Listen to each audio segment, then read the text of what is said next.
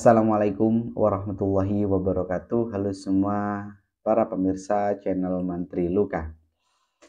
Di kesempatan hari ini dan di akhir-akhir beberapa hari ini, saya banyak sekali mendapatkan konsulan mengenai luka, di mana kondisi lukanya ini banyak sekali yang masih berpendapat bahwasannya luka tersebut tidak ditutup agar cepat sembuh ya. Hal seperti ini memang masih banyak di kalangan masyarakat mengenai bagaimana saat terjadi luka, masih banyak yang membiarkan lukanya terbuka begitu saja. Nah, hal tersebut yang nantinya sebenarnya menjadi sebuah permasalahan yang biasanya ditandai dengan cairan yang banyak keluar, lukanya berwarna kuning dan berwarna hitam ya, dan juga nyeri, bengkak, panas semakin bertambah ya. Hal-hal tersebut dikira dari para masyarakat ini yakin kalau nantinya luka tersebut akan kering dan sembuh. Ya, memang luka tersebut kering, tapi pada kenyataannya di bawahnya luka tersebut masih terbuka jaringannya. Dan ini banyak terjadi di kalangan masyarakat. Maka dari itu, saya akan menjelaskan alasan kenapa luka tersebut harus ditutup dan apakah luka yang ditutup akan sembuh atau tidak ya. Pertanyaan ini juga saya dapatkan nih dari penonton channel Mantri Luka. Hal tersebut nantinya saya akan menjawabnya dan menjelaskannya. Bagaimana sih harusnya saat terjadi luka? Apakah luka tersebut harus ditutup atau dibiarkan terbuka begitu saja? Oke. Jadi para pemirsa sekalian, hal ini memang harus sama-sama kita luruskan dan harus sama-sama kita edukasikan kepada para masyarakat yang sedang terjadi luka. Lukanya bukan hanya sekedar luka akut maupun kronis. Contohnya luka habis kecelakaan, ya, luka terjatuh, luka sayatan pisau, luka-luka kronis seperti luka bakar, luka diabetes, luka kanker ya. Hal-hal seperti ini ya masih ada yang berkeyakinan bahwasannya luka itu dibiarkan terbuka begitu saja. No, ya. Itu adalah suatu langkah yang salah ya. Kenapa saya bilang seperti ini? Karena fungsi dari kulit kita ini salah satunya adalah untuk melindungi jaringan yang ada di bawahnya ya. Nah, maka dari itu saat terjadi luka, maka yang terjadi adalah kerusakan integritas kulit ataupun kerusakan keutuhan kulit kita sehingga jaringan yang ada di bawah kulit ini ya seperti pembuluh darah ya, saraf-saraf yang awalnya tertutup dengan kulit ya dikarenakan luka maka dia akan terbuka.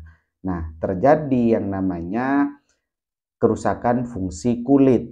Salah satu alasannya kenapa kok kita harus menutupnya, ya logikanya adalah luka yang terbuka ini harus kita tutup dengan dressing ataupun perban sehingga apa? Sehingga fungsi dari kulit ini yang rusak tergantikan dengan yang namanya dressing ataupun perban ini. Oke, sampai di sini ya paham ya. Nah, terus Mas, kalau saya tutup luka saya, itu akan basah, akan banyak cairan, ya, ataupun akan tambah parah sepertinya ya, secara kelihatan secara objektif, ya, luka ini kok tambah parah.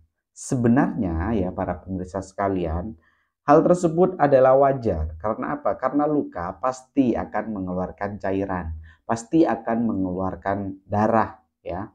Dan apabila infeksi ya pasti mengeluarkan nanah. Nah, hal tersebut nantinya kita bisa atasi dengan apa? Dengan salep-salep yang kita berikan. Dan saya banyak sekali menjelaskan di channel saya bahwasannya bagaimana sih memberikan salep sesuai dengan warna dasar luka dan salep yang seperti apa. Oke, silakan nanti bisa ditonton di channel YouTube saya perihal hal tersebut. Nah, di sini juga banyak sekali dari para pemirsa sekalian ini yang belum yakin ya dan membiarkan luka tersebut dibuka begitu saja.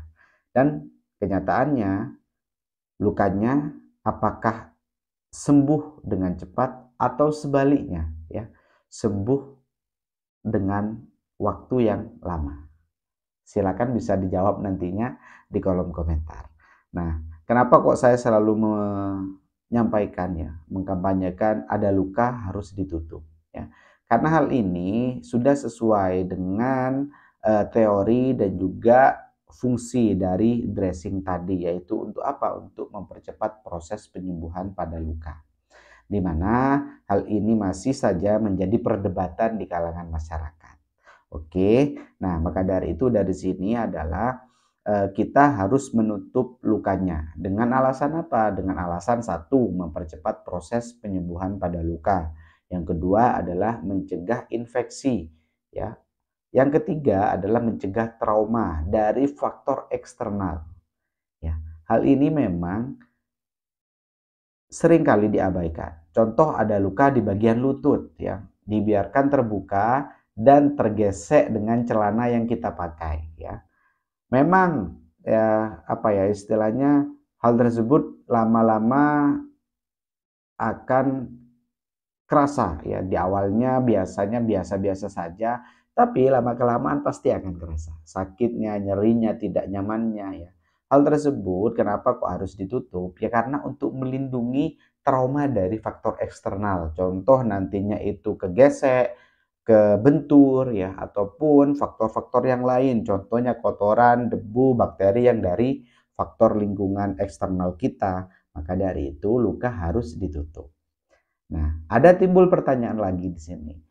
Mas, nutupnya apakah hanya ditutup dengan 2 plester saja? Contohnya kasa ya hanya ditempelkan begitu saja terus di plester gitu kan.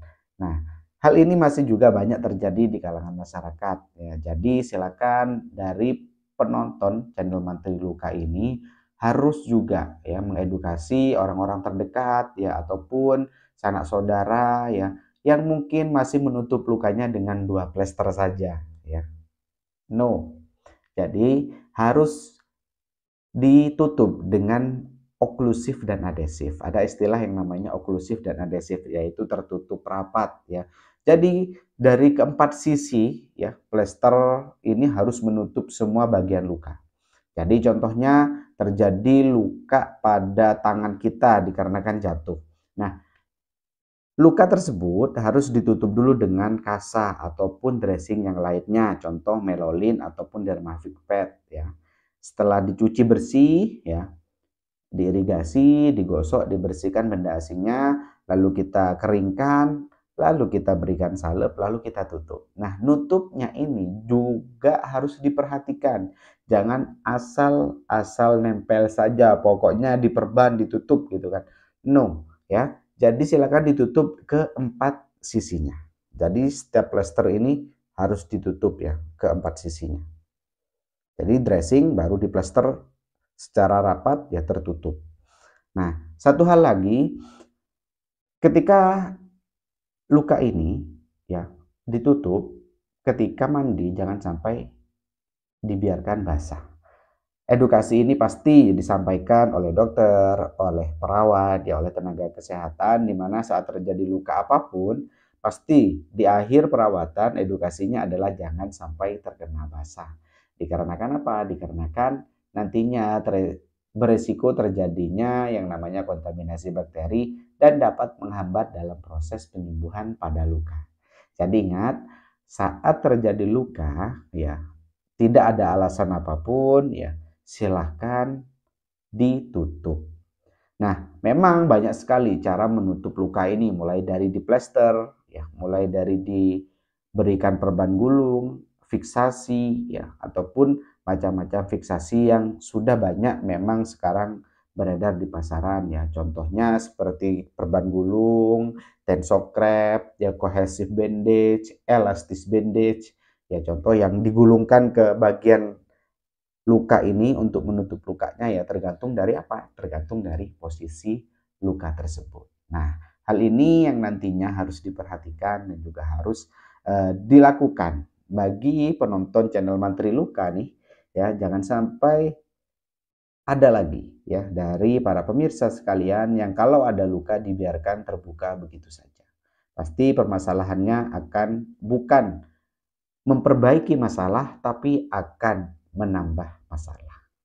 Oke, demikian yang ingin saya sampaikan pada sesi kali ini, dan semoga hal ini juga dapat memberikan gambaran bagi para pemirsa sekalian ataupun bagi pemirsa channel Menteri Luka yang lainnya. Silakan boleh di-share video ini kepada sanak saudara, rekan-rekan, dan juga orang-orang terdekat di sekeliling kita yang sedang mengalami luka tapi tidak ditutup. Oke, terima kasih dan sampai jumpa di video berikutnya. Jangan lupa terus support channel Mantri Luka agar nantinya dapat terus berkembang dan dapat memberikan informasi-informasi seputar perawatan luka. Saya akhiri. Wassalamualaikum warahmatullahi wabarakatuh.